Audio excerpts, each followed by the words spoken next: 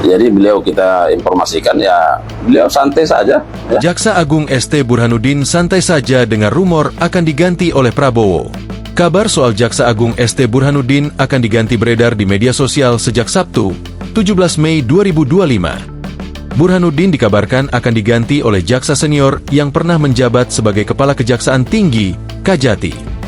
Jaksa Agung ST Burhanuddin dikabarkan santai saja saat mendengar rumor dirinya akan diganti oleh Presiden Prabowo Subianto tersebut. Jadi beliau kita informasikan ya beliau santai saja. Ya. Kata Kapus Penkum, Kejagung Harli Siregar saat ditemui di depan Gedung Penerangan Hukum, Kejagung, Jakarta, Senin, 19 Mei 2025, pagi. Harli Siregar menemui Burhanuddin untuk memberikan laporan. Harli mengatakan, dalam kesempatan itu, Burhanuddin juga sempat menitip pesan kepada para jaksa agar tetap semangat dan bekerja keras.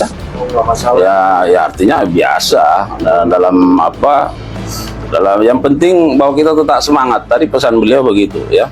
Kita harus tetap semangat, kerja keras ya dan berikan yang terbaik bagi pelayanan kepada masyarakat. Harli menegaskan, isu penggantian Jaksa Agung adalah hoaks alias tidak benar.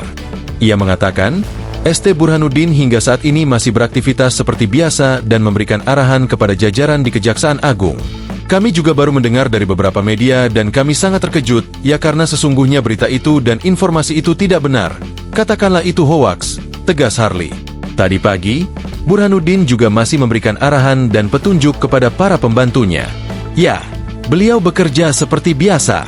Tadi pagi saya juga masih melaporkan kerja-kerja kita dan beliau memberikan berbagai arahan, petunjuk, lanjut Harli.